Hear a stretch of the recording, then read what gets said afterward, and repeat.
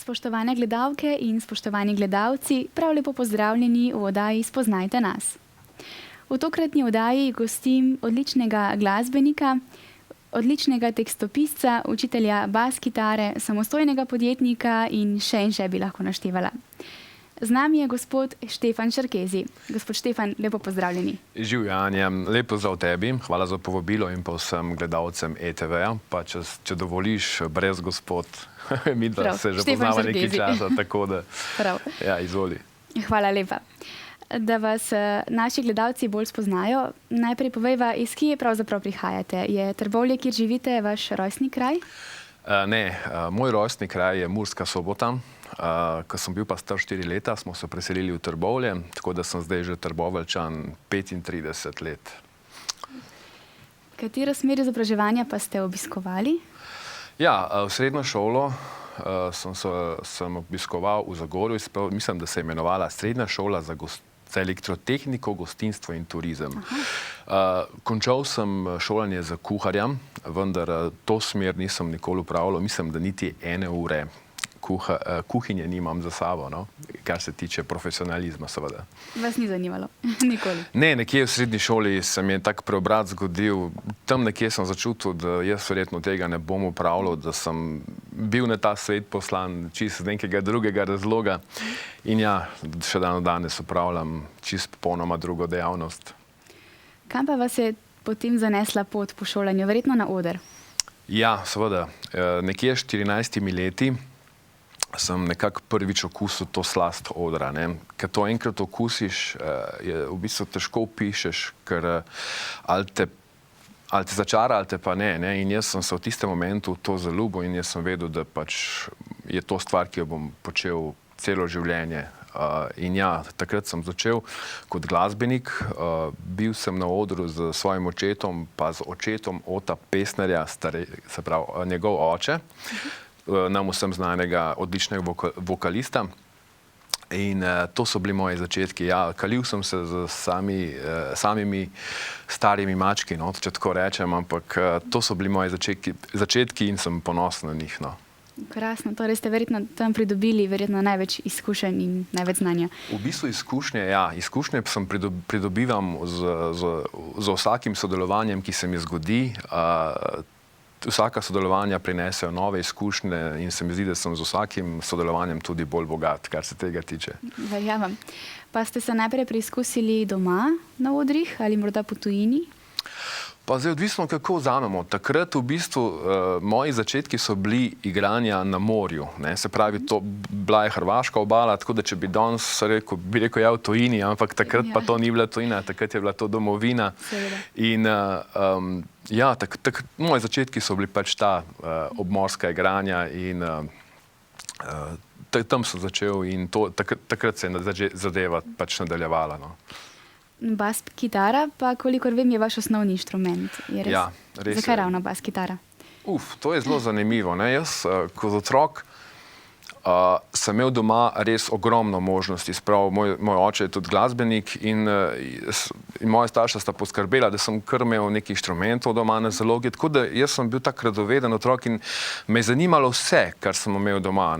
Ampak od vsega tega, kar sem imel doma, možnost poizkusiti oziroma igrati, sem se nekako najbolj, kako bi rekel, navdušil nad bas kitaro. Ne vem, to je inštrument, ki sega med, zelo posega v ritmičen del glasbe, prav tako pa v melodičen oziroma tonski del glasbe. In dejansko si povezan in z eno in drugo stvarjo maksimalno. Torej ste verjetno tam, oziroma v bas kitari zaznali tiste užitke v tem? Ja, točno tako, kot si rekla, to je dejstvo. Ker nekaj začutiš. Bas je pač inštrument, ki me je prevzel in ja, evo, še danes je to inštrument, ki me spremlja, s katerim pač počnem vse možno. Verjamem. Kot glasbenik, kot sva že povedala, ste aktivni že kar precej let, lahko bi rekla že skoraj 20 let, je res? Več kot dve. Mislim, da 25 let že, kar se tiče, imam odra za sabo, ja. Kje pa ste se vse preizkusili oziroma v katerih zvrsteh vse, recimo, ste se imeli možnost preizkusiti, oziroma na katerih odrih, mogoče če poveva? Ja, tako, vse pravi, moji začetki so bili odri na morju, potem Jaz moram reči, da jaz osebno pač nimam težav z glasbo. Se pravi, ne opredeljujem, to bom igral, to ne bi igral, to mi je všeč, to mi ni všeč. Nekako, če si glasbenik, nimaš težav s tem, ampak samo pač poskušaš sebe implementirati v neko skladbo, ne glede kakšna je, kam spada.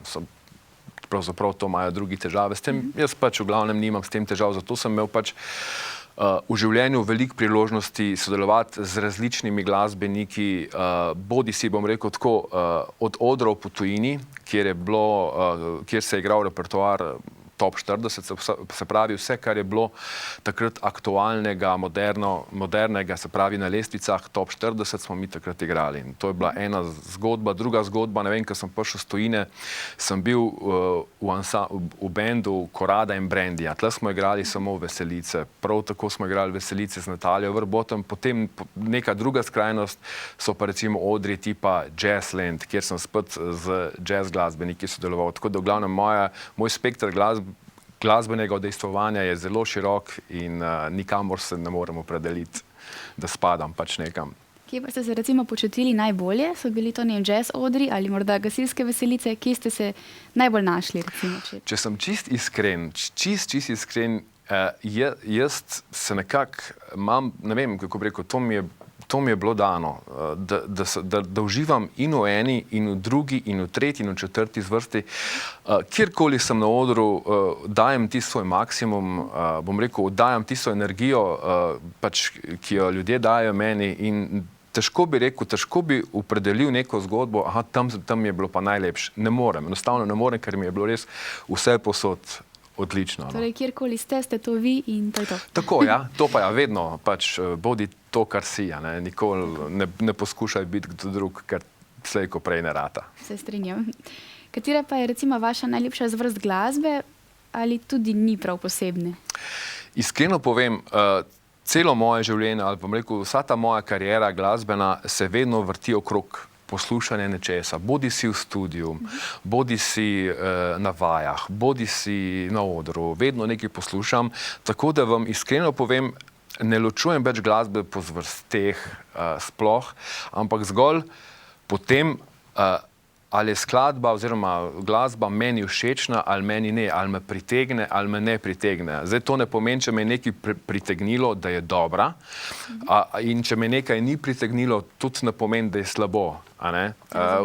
Vsaka skladba, ki je nastala, je nekdo dal v to svojo dušo in je skrajno nesmotrno reči, da nekdo drug oceni to skladbo kot slabo, ker je to nemogoče. Pač lahko ti je všeč, lahko ti pač ni všeč. Seveda. Če smem samo dodati, moj pokojni prijatelj, s katerim sem ogromno sodeloval, to je Brandi, on recimo je imel en zelo, zelo zanimiv rek. Zaporedje določenih tonov je ključ od duše nekoga. In zdaj, če to realno razmislimo, se pravi, neka melodija te lahko ali navduši, ali te ne navduši. In zdaj to ne pomeni, da je slaba. Lahko je tudi recimo zelo kvalitetna, pa jo ne začutimo, verjetno. Tako, definitivno. Se pravi, tle je zelo taka, bom rekel, tanka meja zdaj, ali nekaj dobro, ali ni dobro, to je zelo tako relativno ocenjevati, pa potem dati mnenje, da je to nekaj dobro ali pa nekaj slabo. Pač glasba je glasba, nekdo, ki je nekaj naredil, je v to vložil, verjamem, da pač svoj trud to prvo, v večini pa tudi svojo dušo, srce in pač to je tista energija, ki se na koncu začuti, pa ne glede, kaj je to, kakšna zvrst, ali je to melodija, ali je besedilo, ali je to aranžma, karkoli že, vse ima neko dušo verjetno. Zdaj, če te je to navdušilo, potem ja, če te ni, te pač ni in to ne pomeni, da je nekaj dobro ali pač, da je nekaj slabo. Je pa to verjetno tudi stvar vsakega posameznika, kako neko skladbo začuti, to pa seveda tudi. Seveda, tukaj je zelo pomemben tisti moment, kdaj tisto skladbo poslušaš, Če si ti utožen, pa slišiš neko skladbo, pa če je skladba, bom rekel, te pritegnila, je vprašanje, če bi te mogoče pritegnila tudi takrat, če bi bila vesela, recimo. Tako da vsi ti občutki pri glasbi so zelo, zelo pomembni, pa rekel, zelo vplivajo, ali ti bo nekaj všeč, ali ti pa ne bo všeč. Sigurno. Recimo, čist tipičen primer igranje na veselicah, recimo, če greš ti na neko veselico ali pa na nek žur, nekako pričakuješ, nekako si v takem emocionalnem stanju, da pričakuješ, da bojo skladbe vesele, zažuri in tako naprej. In takrat bom rekel, mal težje sprejmeš kakšno balado čustveno, ne? Na ta način, ki bi jo mogel. Ne? Res je, ja. In tudi verjetno jo drugače začutiš, recimo. Sigurno, ne? sigurno. Definitivno. Pa morda greva na eno drugo temo. Namreč, kolikor vem, ste pred leti sodelovali z radijsko postajo Snoopy iz Zagorja ob Savi. Ja, tudi to je res. Ja, da se pravim, ta moja veja... glasbenika, ne, seveda, ja, ta veja mojih del je zelo široka. Ne, tako, kot si prej rekla, od igranja, učenja, studijskega dela in sedaj tudi radijskega speta. Ne. V glavnem, sem nekako kar velik del mojega življenja sem povezan tudi z radijem. Ne. Ja, moji začetki radijski so bili, tako kot si rekla, na radiju Snoopy, mislim, da je to bilo leta 2008 se je začelo, kjer me je takratni direktor radija Dejan Holc poklical, prav, dej prid k nam malo na radio. Ne. To je bilo glih, se mi zdi, da sem... Ja, glih neko delo se mi je končalo in prav, dej priti k nam na radio, pa jaz pravim, kaj bom jaz tem delu, v bistvu jaz kot tehnik se ti lahko izkažem, ker imam dovolj znanja, ne, za kaj drugega pa jaz nisem, ne, pa prav, pa dej priti, pa bo že videla, ne, in ja, jaz res pridem takrat, ne, na radio. In v bistvu še danes sem hvaležen Dejanu za to brco, ki mi je dal takrat, ne, v bistvu to je tako izgledalo. Me puhnil vodo in je rekel, zdaj pa splavi. Ne? In kar naenkrat sem jaz bil tehnik, voditelj, v glavnem vse. Ja, in kar naenkrat je ta zgodba, kar se radija tiče, splavala. Ne? In pol moram reči, da kar naenkrat sem imel občutek, da jaz pač nisem za to. Ne? Jaz sem se težko slišal sam sebe po radiju oziroma v reklamah, v džinglih in tako naprej. In nekako kar nisem imel tistega v sebi. No? Šele s časom sem nekako dojel, da je bilo ljudem v redu, da so me sprejeli takšnega, pač kakršen sem. Ne? In sem pol nadaljeval v tej radijski zgodbi. Ja. Včasih verjetno ne verjamemo v dodatne sposobnosti, ne? Pa jih potem čez čas osvojimo, oziroma vidimo, da jih lahko usvojimo. Ne? Ja, mislim, zanimivo je bilo to. Jaz res, bom rekel, da resnično nisem verjel v sebe takrat, no? Da sem res rabil brco nekoga drugega, se pravim, za kar sem še danes hvaležen, da se je zgodila. Verjamem. Koliko časa pa ste potem sodelovali z omenjeno ekipo? Na radiju Snoopy sem sodeloval, jaz točno se ne spomnim, koliko časa, bilo je kar nekaj, v glavnem veliko oddaj se je zgodilo, veliko glasbe, tako da ja, kar nekaj časa sem bil na radiju Snoopy, ne vem, če se mogoče gledalci spomnejo vaši, no takrat poslušalci radija pod imenom Estefanjo, ja. To sem bil jaz in neko obdobje je bilo, ja, tako pravzaprav zelo lepo, lepi spomini na to, ja. Verjamem. No, v Trbovljah, kjer živite, pa ste si pred leti ustvarili tudi dom in družino, prav tako pa tudi samostojno podjetje. Je res? Je, seveda. Se imenuje Svakovni atelje. Ja, res je, vse štima. In morda, če poveva za tiste, ki ne poznajo še vašega dela, kaj pravzaprav ponuja vaše podjetje? Ja, zanimivo, ne. Tako, kot sem rekel, moji kolegi, ki me res dobro poznajo, mi pravijo multipraktika. Ne. Se pravi, res ogromno stvari se pa nas dogaja. Se pravi, začelo se je z glasbo kot tako. Ne. Se pravi, samo da pač me lahko ljudje najamejo kot glasbenika, lahko me najamejo, kot si že sama dejala, tekstopisca, kot pisca glasbe, kot samo ustvarjalca aranžmajev, lahko posnamem samo kakšen inštrument za skladbo. Potem se je ta zgodba razvila tudi v učenje. Nekako dobil sem kar nekaj učencev, ki redno prihajajo se učiti bas-kitaro, pa tudi druge inštrumente, no, ampak v glavnem največ bas-kitaro, ki je pač moj primarni inštrument. No, pol, kot sva že govorila, se je ta moja pot razširila še na radije, ne, se pravi, kjer se odvijajo tudi kjer se odvija tudi radijska produkcija, kjer se snemajo oddaje, snemajo se radijske reklame, radijski džingli. No. Se pravi, to je bila pa zdaj moja takrat na novo odkrita ljubezen, ne, radio in tudi, bom rekel, nekako sem se zaljubil v režijo reklamnih oglasov, reklamnih džinglov oziroma tudi radijskih džinglov. Ja. In to je res ena taka stvar, ki je tako z užitkom naredim, ne, tako razmišljam, kako bom nek oglas sproduciral, da bo prvo zanimiv poslušalcu, a ne, potem konec koncev pa tudi povedal, ne, kaj nekdo želi povedati. Ne. In v glavnem, to je zdaj ta veja, ja, ki jo pač po zadnjih nekaj let tudi zraven počnem, seveda poleg tega, da igram in vse tako. vse, kar spada zraven. Važno, da o teh stvarih, o katerih se zdaj pogovarja, važno, da uživate v tem, kar delate. Ne? To Jaz bom rekel, zato moraš imeti srečo v življenju. Ne? Se pravi, težko je, mislim, ne morem reči, da vsak lahko dela tisto, za kar je bil poslan. Ja, včasih marsikdo ne uživa v delu, ki ga opravlja, ne? In verjamem, da je to zelo težko. Jaz moram reči, da sem jaz imel to srečo, ne? Tle se moram zahvaliti svoji družini, ki me pri tem podpira, ne? Maksimalno, strani žene, otrok in tako naprej. Recimo pač mene žene ni čez teden, mene ni čez vikend, ne, in vsa ta usklajevanja so zelo pomembna, ne, zato pravim, da me družina res maksimalno podpira, da lahko delam to, kar pač znam. In to je važno. Je, zelo. Kot sva že omenila bas-kitaro in poučevanje, za tiste, ki bi se recimo želeli učiti bas-kitaro pri vas, kako pri vas poteka šolanje oziroma kakšen je opis, kako poteka postopek opisa? Vsak september ponavadi se sprejemam nove učence, če je želja, se pravi, pri bas-kitari je tako, to je res en takšen inštrument, tako bi rekel, ne da je specifičen, ampak inštrument, kjer recimo, ne vem, doma ata ali pa mama ne rečeta otroku, da je pejti igrati bas-kitaro. Zato se vsak odloči sama. Največ, bom rekel, 99% imam res učencev, ki so prišli, pa so rekli, meni je to, jaz hočem igrati bas. In taki se res sami odločijo. Recimo, veliko je harmonikašev, kitaristov, recimo, kjer pač že vpliv od doma je takšen, da ti už pa igral harmonika. In ja, zato je pač posledično tudi več drugih, harmonikašev v Sloveniji in tako naprej. Pri bas-kitari je pa res tako, da se v večini ljudje sami odločijo in se pridejo učiti zaradi tega, ker jim je tako zanimiv inštrument. Pa se vam kdaj zgodi, recimo, da pride učenec, ki nima veselja, pa ga starši prepričajo v to, da se uči? Ja, se iskreno povem, ne. Meni se to ni zgodilo. Do zdaj, kdorkoli je prišel se učiti k meni, je prišel glih iz svoje radovednosti, pa iz svoje želje. Niti enega nisem imel, kjer so starši prišli pa rekli, ti boš pa igral bas, daj pejte se učiti. Ponekod je to problem, ne?